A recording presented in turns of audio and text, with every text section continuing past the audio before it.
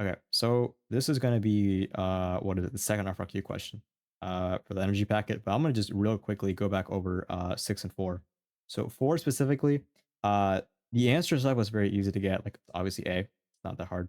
But disproving E, I for some reason did not use my common sense and realize, oh wait, if it's gonna be 100% elastic at point A and it's gonna be 100% kinetic at point 0, they can't always be equal. Like that, you only need this to disprove it. You don't actually have to go in and solve it to disprove it. Like I talked to Gardner, he's like, yeah, just do that. It's fine. Like it's no big deal.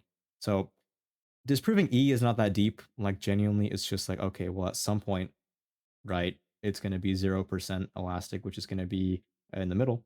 And then at some point, it's going to be 0% kinetic, which is going to be on at A and negative A. So yeah, it's not always going to be equal.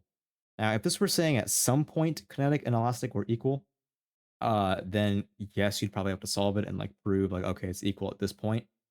But since it says always, you can very clearly tell they're not always equal to each other. Um, and then for 6, there is an easier way to solve it. And if you know someone who solved it in an easier way, I would just learn from them because the way I did it is quite similar to how Gardner did it before she simplified her version of solving it. Like she showed it to Hartwig and the other teachers, and they were like, yo, like there's an easier way. And she showed me the easier way, but I did not remember it. So like my answer was correct. I didn't really care that much. I was like, okay, bet it's still C.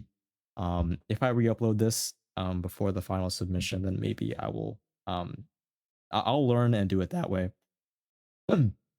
But for now, it's still gonna be C. Just don't do it my way. It's not needed.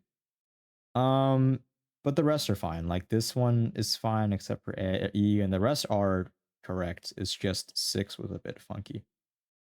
Anyways, for 2, it's gonna be C is equal to F, E is equal to A, and B is equal to D. And the reasoning for that is the basis of their speeds is fully reliant on the distance they cover. And that's because there's no air resistance and they're all shot at the same exact speed. Because of that, their speed is conserved as you go to the bottom because again, there's no air resistance. So it's just, okay, well, how much time did it take them to hit the ground?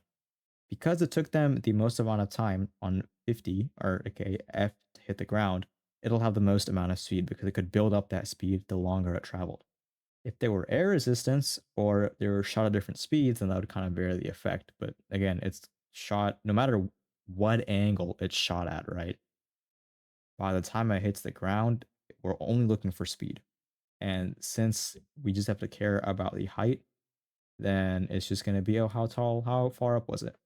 If there were air resistance, then we would have to probably consider the angle and kind of account for the fact that, okay, well, this guy's shooting like this guy's shooting like this, and this guy's shooting straight down. But since there's no air resistance, it does not matter. Uh, so yeah, it's just going to be gravity or height as the determinant factor. And since what is it, C and F are the closest towards the ground, um, or sorry, not C and S, but circle A. What is it? Well, I guess since C and F are the two furthest from the ground, they'll have the most amount of speed once they hit the bottom. So yeah.